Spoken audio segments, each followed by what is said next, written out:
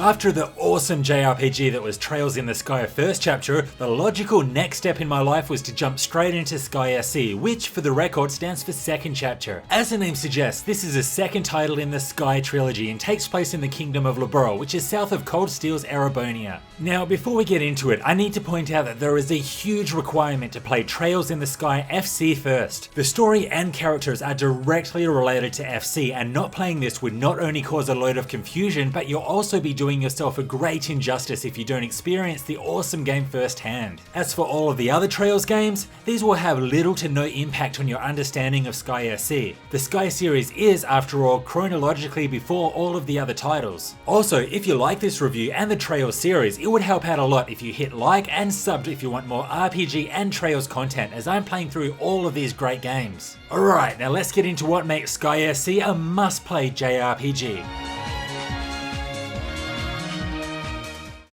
Second chapter takes place directly after the events of the first game. The first chapter was all about the relationship between Joshua and Estelle, and here things resume just after the cliffhanger ending. Without giving anything away that may ruin the events of FC, this time the story is focused on both Estelle and Joshua coming to terms with themselves and dealing with the major events that transpired at the end of the first game. Once again, you play the role of the young bracer Estelle and travel around the Kingdom of Liberl trying to resolve a series of abnormal events caused by the enforcers of Ouroboros. They are a powerful, mysterious organization up to God knows what. Throughout this lengthy journey, you'll travel to the same locations and meet the same characters along the way, so things will be immediately familiar. This sense of familiarity is good, but at times it does feel a little repetitive, such as when you're forced to trek through the same dungeons and same field locations. I've said it many times before, but the best thing about the Trails games is the world building, the story, and the characters, and Sky SC is on point in each of these areas. SC has taken everything we know from the first game and put it into overdrive with countless incredible moments that build on our prior knowledge of the world and the characters within. Compared to many other JRPGs, the pacing can still be slow at times, and this is particularly clear with all of the backtracking you're required to do. The side quests also haven't seen any improvement. Fetch this, backtracking, kill that, backtracking, do it again, backtracking. This slow pacing was the only real issue I had with Sky SC, but putting that aside, I was completely absorbed into the main story through my entire 60+ hour journey. The characters that we grew to love from the first game are also given even more time in the spotlight, and we get to learn about some of the mysteries that were hinted at in FC. Agate, for instance, was a decent enough character in the first game, but it is only now that we get to learn about his past and why he turned out the way that he is. If you're after an incredible story with a load of lore and a huge cast of quality deep characters, Trails in the Sky SC should be your next destination, after you play the first chapter of course. Graphically, Sky SC looks exactly the same as the first, and like I mentioned before, just about all of the locations from the original have been reused. This time around, however, there seemed to be more of the animated, cinematic-like sequences, which was a great way to deliver the more impactful events. And as you've probably gathered by now, there is a lot of reading involved with no voice acting at all. In fact, you could easily add another 10 hours onto the game if you're the kind of person who likes to read everything. You see, each NPC has multiple lines of dialogue, and this changes every time there's a significant event in the story, which is a lot. This really demonstrates how much thought the developers put into building the world and the characters within. The soundtrack is something else that has been taken to the next level. I can't think of one track that I disliked, and the more that I heard them, the more of a fan I became. Sky SC also takes some of the tracks from the original and somehow makes them more intense and emotional than they were before. This is one of those gaming soundtracks that I'm going to have to buy and put onto my everyday playlist.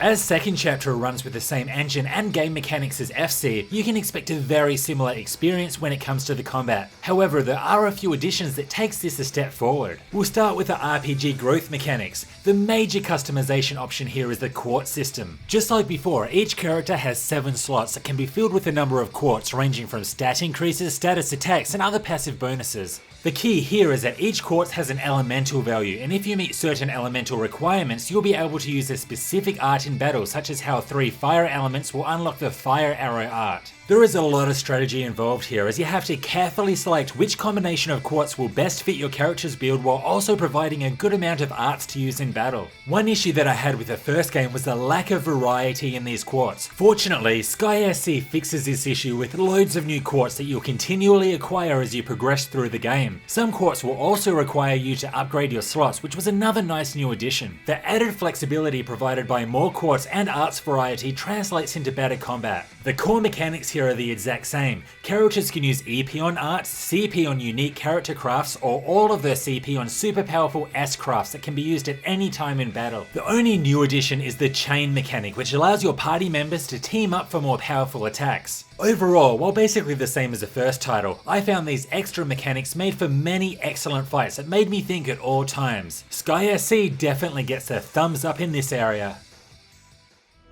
It is so easy to recommend Sky SC to all JRPG fans. However, your enjoyment would be significantly hindered if you haven't played the first chapter. I've also got a review out for that and other Trails games, so you should check those out before you play SC. If you enjoyed the first chapter, then playing this should be a no-brainer. It is better in every way, and I mean, how could you not want to know what happens after the conclusion of the first game? I feel like I'm repeating myself when going through the pros and cons of the Trails games. The incredible world building, engaging story, and deep memorable characters is why this is a must-play title. The only real issue here is the at times slow pacing caused by repetitive side quests and backtracking, but don't let that stop you. The soundtrack is also brilliant, and I kind of feel bad that my voice is getting in the way of you hearing how amazing some of these tracks are. Finally, I felt the minor additions to the quartz and combat systems were perfect in taking these strategic battles to the next level. What did you think of Sky SC? Did you like it more than the first? Let me know in the comments. 4 games down, 4 to go. I'm jumping into Sky the Third right now, so if you haven't already, hit the sub button for that and loads more Trails and RPG content. Also hit like and come say hi on the socials. See you next time.